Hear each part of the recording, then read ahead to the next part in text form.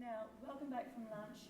We've got Senn Oon this afternoon. You mostly will have recognised Senn as one of our volunteers over the last few years of this event. Yay! Wonderful, thank you.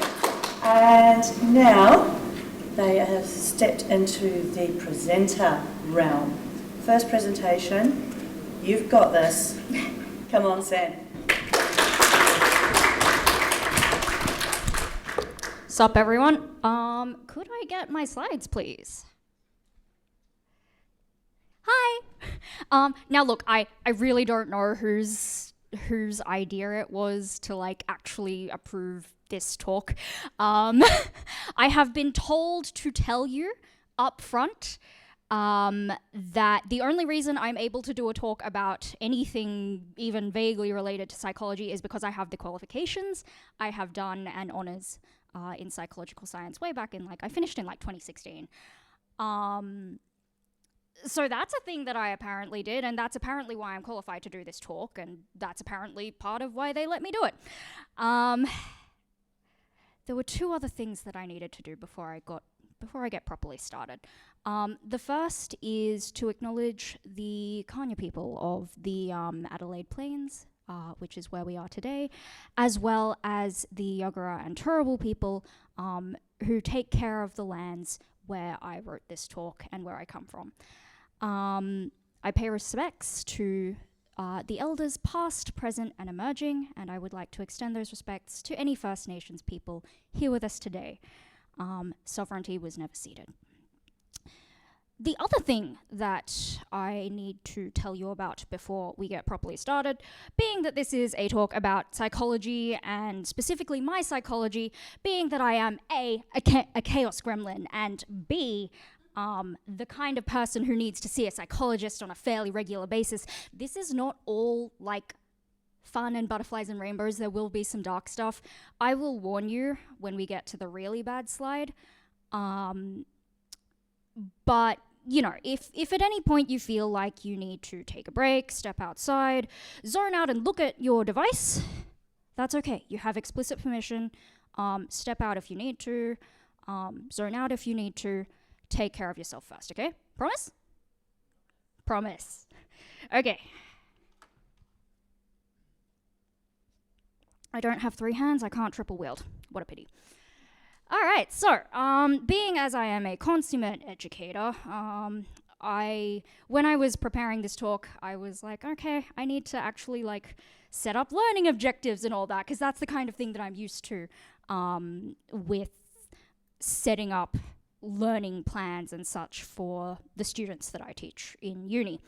So what I hope that you will get out of this talk, firstly, what does it feel like to prepare your own talk? Because there have been a lot of videos, help resources, how-to guides about doing the talk itself on a very kind of operational basis, and about preparing your talk on an operational basis, and the few kinds of psychological things that get covered, how to deal with your nerves, that's all kind of for the actual doing of the talk and not the stuff beforehand.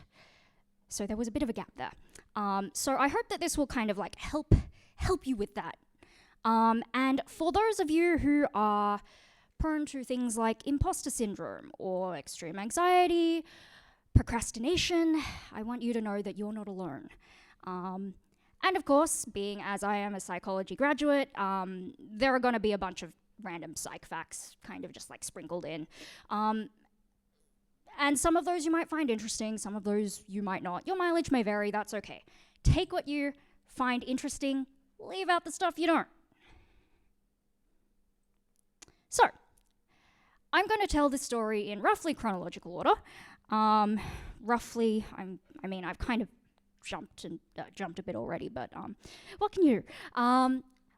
But the first thing that I should tell you about, if I'm doing this in chronological order, is why did I decide to do a talk to begin with? And to answer that question, we have to go back to everything open last year in 2024 in Gladstone. And reason number one, Exhibit A, Sarah ran a workshop. It was, the second day, I think, was it, Sarah? Second day. And this kind of popped up just all of a sudden in the program out of basically nowhere. I don't know if it was that there was like nothing scheduled on at that point, or if it was meant to be there all along, who knows. But it popped up on the second day, and I saw this, inspired by this week, go from idea to talk submission in under an hour. And I was like, okay, I don't have any actual ideas yet, but I'm probably gonna end up doing a talk at some point. So I may as well go along to this and find out how to go from talk to idea to talk submission in under an hour. And so I went along, expecting it to be just kind of like a information session. Here's the stuff you have to fill out. No, it was an actual workshop. I missed the tutorial part of that tutorial sprint. And so I had to like come up with an idea on the spot, and it was very bad. But the one thing that I actually remember from that, which was also the one thing Sarah signposted, because she is really good at signposting the things that you need to remember, is that it's really important to have a good title. Make it catchy. It's the thing that's going to attract people to your talk. And stick a pin in that for later, okay? I'm going to come back to that point. The second thing that happened is, it was actually on the same day. It was at the Penguin dinner later that night, and I don't think we have a William here. Okay, I get to talk about him behind his back, assuming he doesn't watch the recording later. Okay, so I don't remember how it got to talking about talks and stuff like that, but at some point it happened that there was alcohol and drinks, and we ended up talking about talks and having ideas about talks. And he basically said, "Look, it's okay, regardless of what kind of idea you come up with, because there will be people interested in it. It doesn't matter if you think that like you don't have the expertise, people will be interested anyway. And believe in the me that believes in you." So for anyone who's not familiar with this particular anime, it's called Tengen Toppa Gurren Lagann. I highly recommend you watch it. It's really, really fun, but there are also some surprisingly mature, emotionally mature moments in it. And don't abuse this fact, okay? But if you tell me, believe in the me that believes in you, I am then like contractually obligated to do the thing as long as I think that it's reasonable. So the combination of these two things is how I ended up deciding that, yeah, okay, I'll do a talk this year. But then I had to decide on an idea. And unfortunately for me, that was kind of hard, because I'm the kind of person who thinks about a million things, and none of them are really necessarily very workable, and making decisions is hard. And also I get to deal with things like imposter syndrome and feeling inadequate. Actually, it was the other way around from the way that I've written these.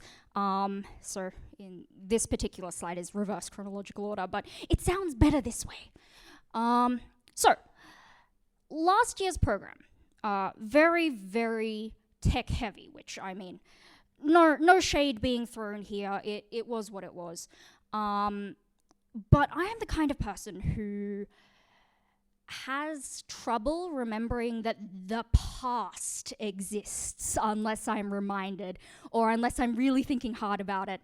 And what that means is that I was kind of anchored in the feeling of I have to do a tech talk, which looking at like half of the people in this room at the moment, you have like 5 million years of combined industry experience. Who am I to do a tech talk? Even though I've done like a Bachelor of IT over like 6 years. And like, despite being told by William that, you know, regardless of the idea, it's okay, people will be interested. This kind of feeling inadequate mindset is not really the kind of thing that you can just kind of like get over just like that. I can't click my fingers with this in my hand, and I can't click my fingers anyway. But imagine that I'm clicking my fingers, please. You can't get over it just like that. So that was one thing that was making it hard to think of ideas. The other thing, once I finally got out of I must talk about tech kind of mode and started thinking about other ideas, was, well, imposter syndrome. That mindset of like, yeah, sure, I can talk about these things, but like, who am I really to talk about these things? I'm just play acting competence in front of all these super competent people, and I'm fooling them. And one day they'll find out that, in fact, I am not a competent person, and it will be terrible, and I will be a fraud, and I will be exposed as a fraud. And that is not a very nice place to be in psychologically. I actually ran a workshop on this in ResBaz 2023, I think, and the stuff is on my website. There will be a link later. I was not actually able to offer any solutions in that workshop, which, as it happens, was something that the participants commented on. But yeah, I still don't have any answers. But trust me, if you're feeling that way, you're not alone. And sometimes that's all you need to know.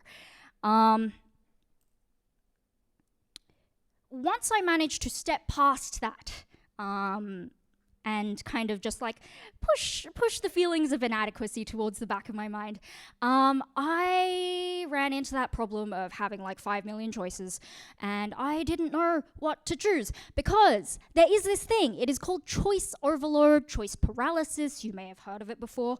There was a study, I cannot quite remember if it was this specific paper. No, sorry. This specific paper that I'm referencing here was a systematic review.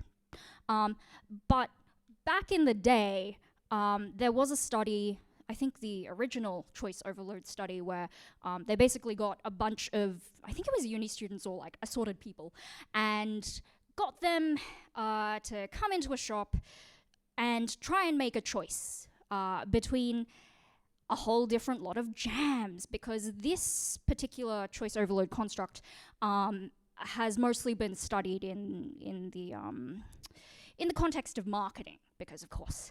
Anyway, they figured out that people were probably not going to make a choice as much if they had if they had a wider range of things to choose from, and people chose a type of jam more when there were like 2 options.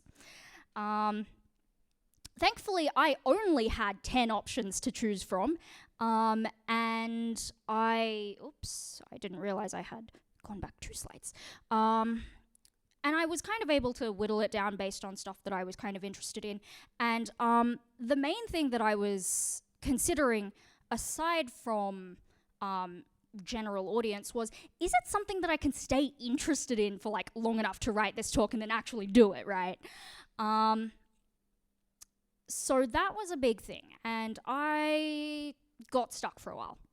And it took me a few months of just having this in the back of my mind. I didn't think about it at all. And it was just kind of ticking, and then, hello, here's my title. It popped up all of a sudden in my brain. And you will remember I mentioned, Sarah said, your title's important. It has to draw people in. I found out once I thought up this particular name that it has to draw you in as well. Because this was kind of the thing that made me think, oh, this is what I'm gonna talk about. And if I hadn't had that kind of like aha moment, this talk probably wouldn't exist. I may very well have not submitted anything to the submission portal, which I'll talk about shortly, or I may have submitted something completely different that I wasn't really interested in just for the sake of, fulfilling my obligations, because that's kind of a weird mindset I have going on as well. But no, I was lucky. I got something nice. And this kind of kept me going for a while. I thought about it just kind of in the back of my brain. My brain just kind of like auto-generates conversations, monologues. I don't know if anyone else's brain does that. Mine does. It's strange sometimes. And even when it's like a conversation, no one really replies because it's all just me. Terrible, terrible. So, I waited until it was time to submit, and I think I ended up being like proposal number 3 that got submitted. So I was like really on the ball here because I didn't want to forget that I needed to do this thing. But the thing is, the proposal form has all of these fields, right? I took screenshots of all of this from the form. And some of them are really straightforward, like, what is my local time zone? Yes, I'm a Brisbaneite, that's my local time zone. Do I have a video? No, I don't. I didn't need to submit anything for that. But there were a couple hard bits. One of them was the abstract. That one was hard more in an operational sense, in the sort of, I have been in academia study for 11 years? 12 years? Something awkward like that. Still haven't graduated, by the way. And I have been inculcated with the sort of common sense that you write your paper before you write the abstract. Had to do it the other way around here, very awkward, but I did it. The bit that was hard on a psychological level is the bio, which is why I'm only telling you about myself now, because this is where it comes chronologically speaking. It took me a while to write this. This legitimately took the longest part of my submission time to prepare, and I think that this is a whole load of nothing. I don't know if anyone actually gets any information from this particular bio. Yeah? Some people are saying yeah, okay.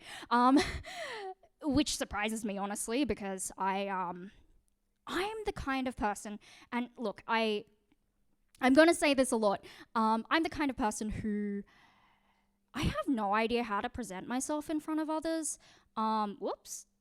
There I go again. I have no idea really how to present myself in front of others. I have this kind of like sense that I'm doing it. Like, I know that for a lot of the volunteers here, not all of them, a lot of them, especially the organizing committee, I am like this really small and cute cinnamon roll who cannot do anything wrong except for when I make a small mistake. Like, I accidentally switched off some of the AV stuff yesterday in the middle of a stream. That was awkward. So, like, for them, I'm a bit of a cinnamon roll. For some of you who have kind of, like, seen me around before, maybe I am the person who goes, like, yep, tell me more. When you are talking about professional stuff with me, and I have this veneer of being, like, a functional adult or something like that. A quiet functional adult, but, you know, functional adult. But when I'm writing about myself in the third person, it's kind of like, I don't know who I'm really introducing myself to. I don't know what you know. I don't know who you are. What can I say to you that is possibly relevant, that would actually give you reasonable information about who I am? No clue. And so I just kind of came up with this over maybe like half an hour or an hour of thinking. And look, please tell me if you also have this problem, because I don't want to be alone in this. I don't have any solutions for this either.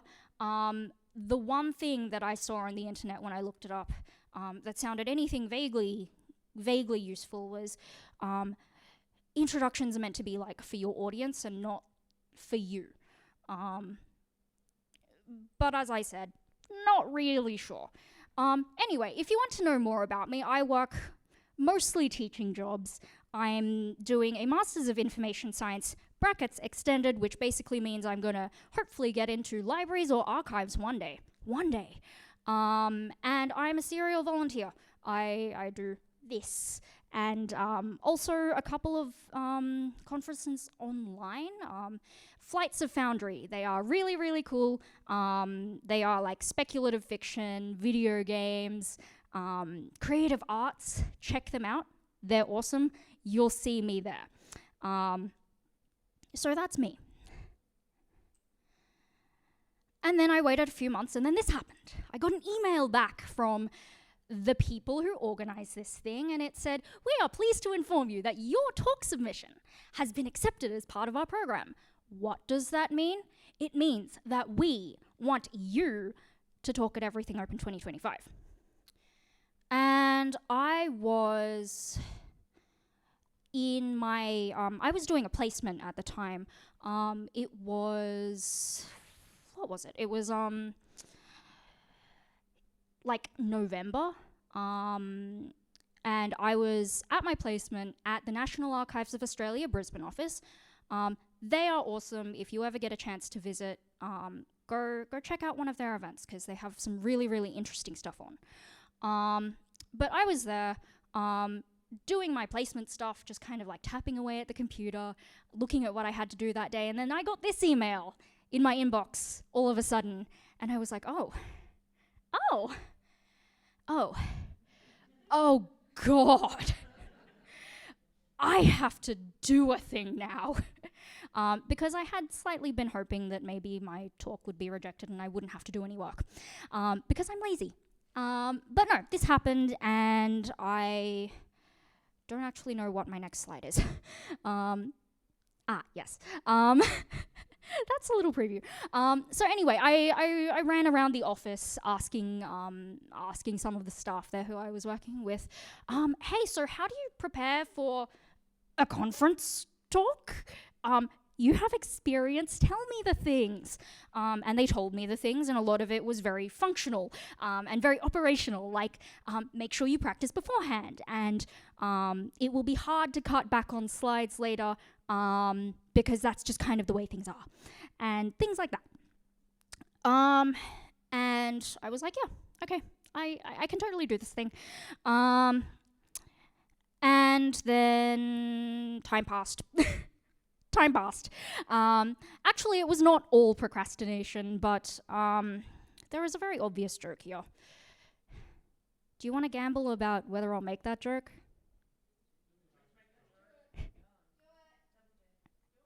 Let's talk about pigeons. I think that pigeons are really, really, really cute. I mean, look at how puffy and round and pick-upable they are. And witness the absolute perfection of a pigeon sitting in a bird bath next to a pigeon sitting in a bird bath next to a pigeon sitting in a bird bath. Cute, right? And those of you who know me may know that I have many cats, many being two. And my roommate who's sitting over there in the corner also has a bird, and sometimes they get in standoffs, and you may be wondering why I didn't put a picture of that in, because it is comedy gold. Well, the reason I'm talking about pigeons, who are very, very cute, as I have previously mentioned, is because when I was doing my research for this talk, I found out that there have been at least 2 psychological studies done. Well, not psychological studies. It's more like biological studies, zoological studies. There have been at least 2 studies about pigeons and whether or not they procrastinate, and it turns out that they do, as far as these scientists can tell. So what I'm saying is I am on the same level as these pigeons, and I think that's okay. I'm okay. Thank you. Pigeons are cute. I'm cute. The world goes round. So I did nothing until the 9th of January, and that bit was fine. I had an actual holiday. It was great. Most of the time I'm working and studying at the same time across what would usually be a holiday period, so I was happy to finally have a break.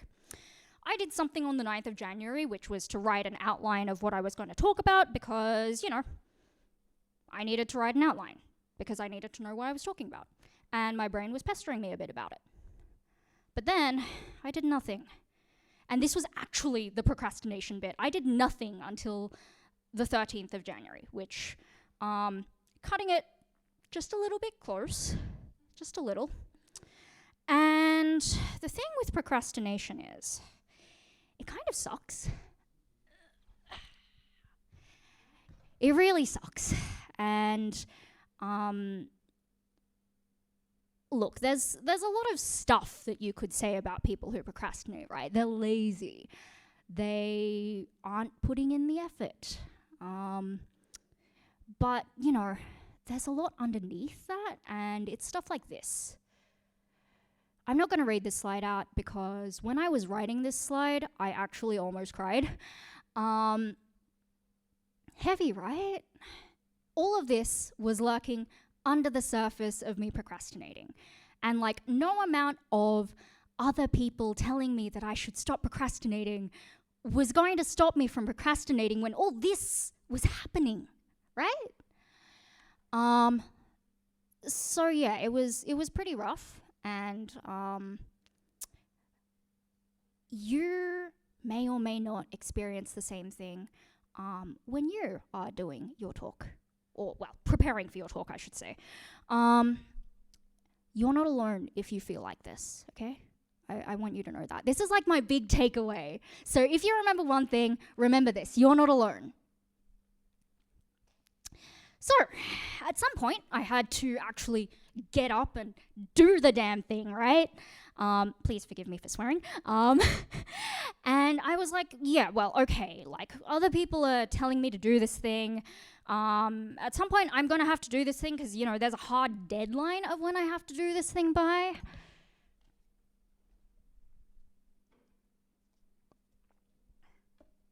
That would have been today, of course. And so I was like, yeah, okay, so I have emotions. The emotions kind of suck, but this is okay. I am going to find a way to get myself motivated. And you may have heard that motivation actually only comes like after you start doing the thing, and once you're doing the thing, it then becomes easier to do the thing. And that's true, right? But I really needed that kind of like kick up the pants to get myself started, but not from an external source. So let me tell you a bit about my favorite theory of motivation, which I learned about back when I was actually studying this stuff.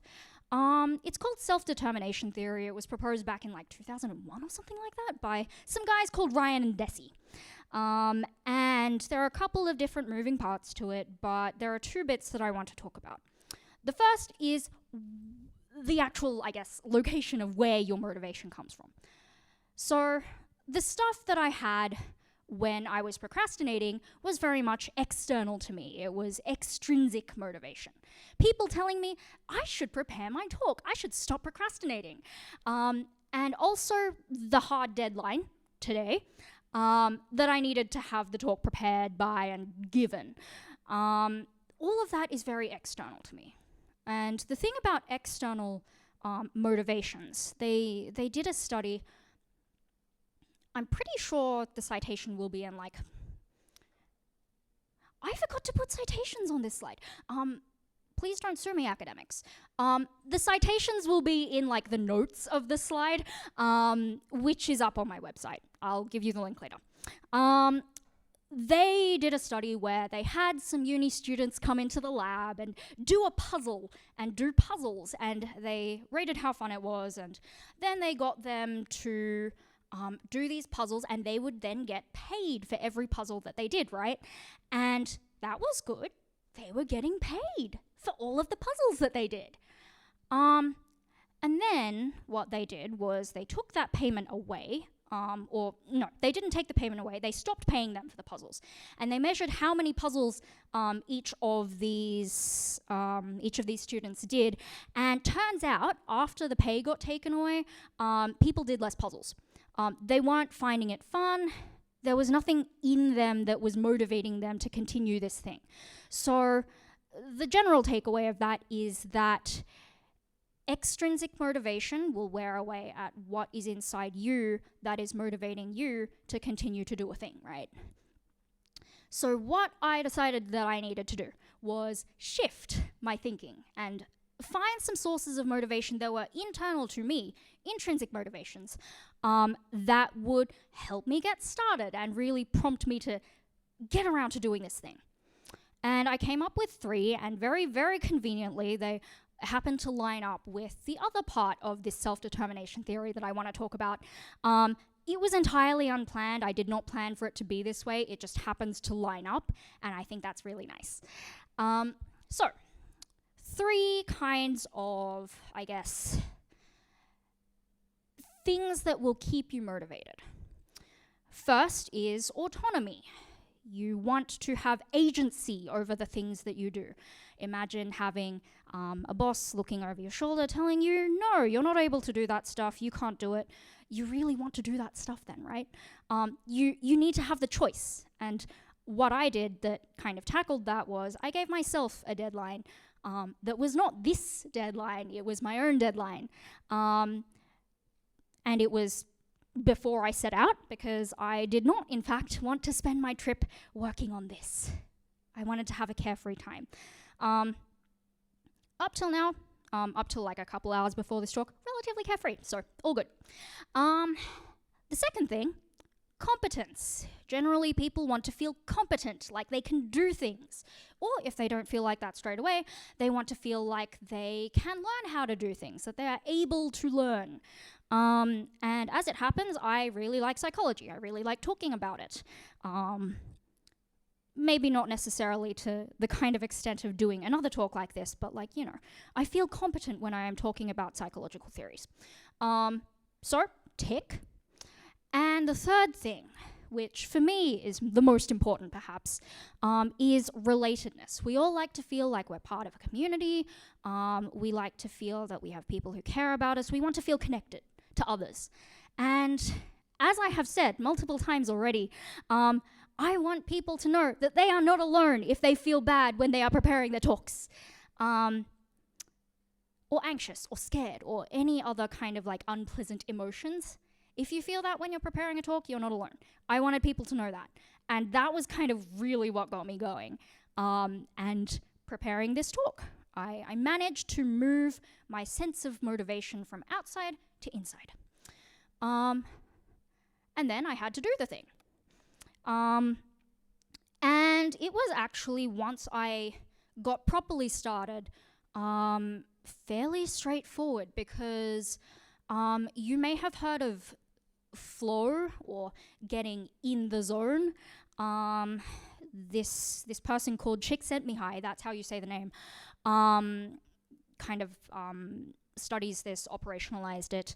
And basically there's some stuff, a couple of things you have to tick off if you want to get into that nice flow state of, you know, like you lose sense of time, you are completely absorbed in what you're doing. If you play a lot of video games, you might get this. If you play sport, you might also get this. I think mostly they studied it in sport originally. But things that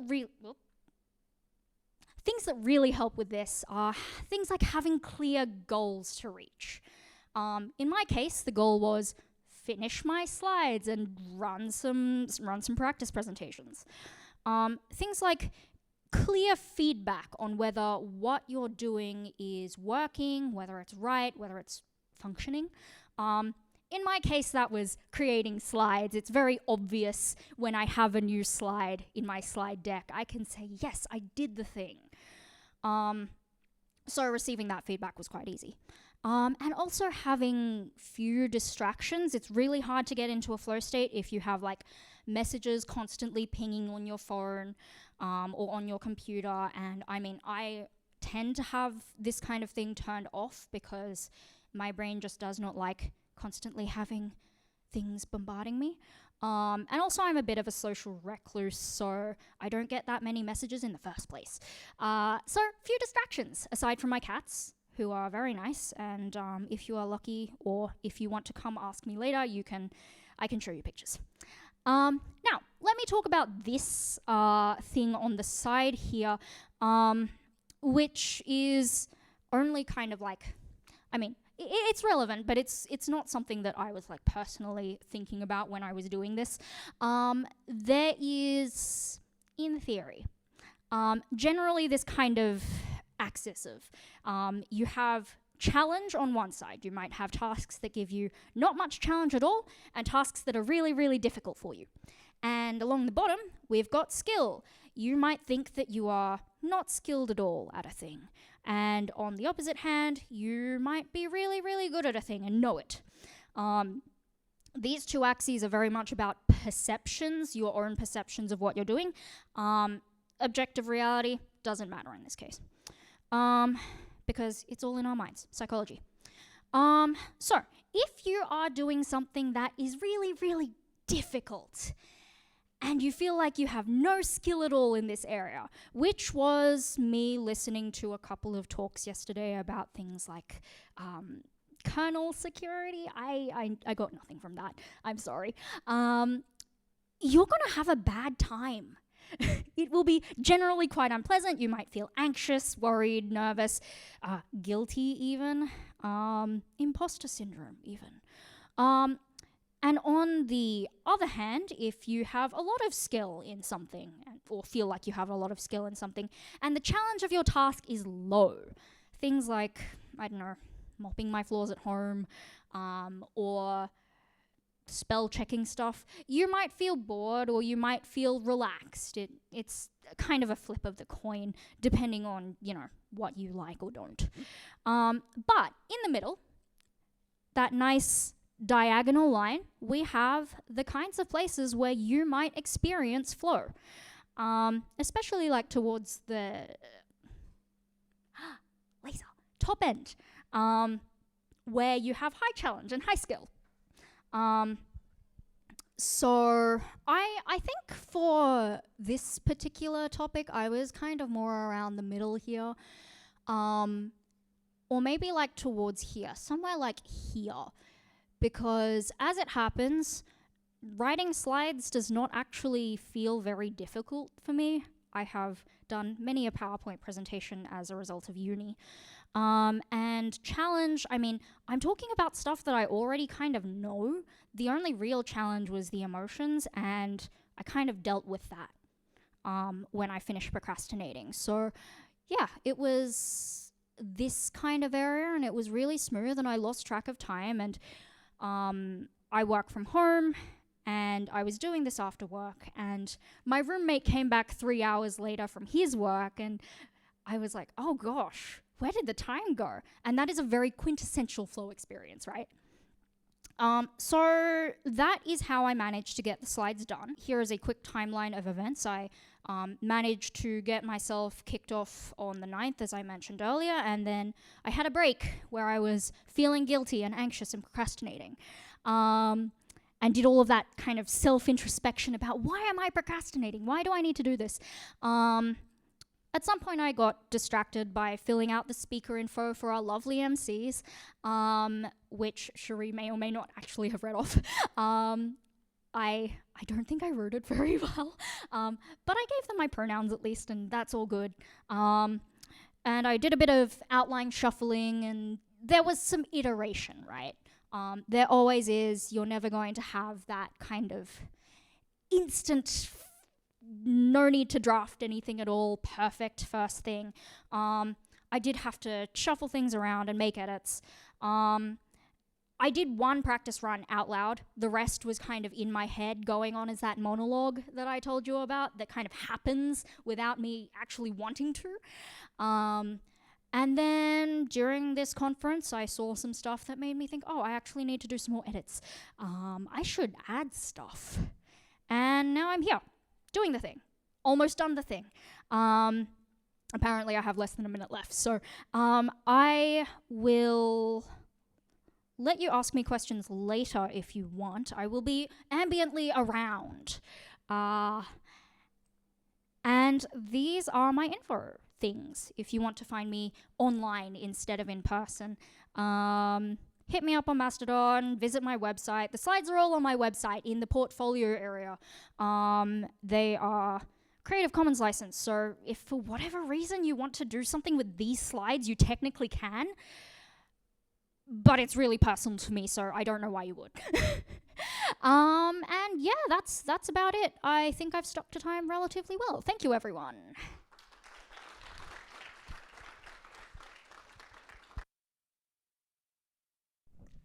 How do you feel? Yes. Yes. Well done. Now it's your turn to receive one of these. Thank you very much for being one of our presenters this year.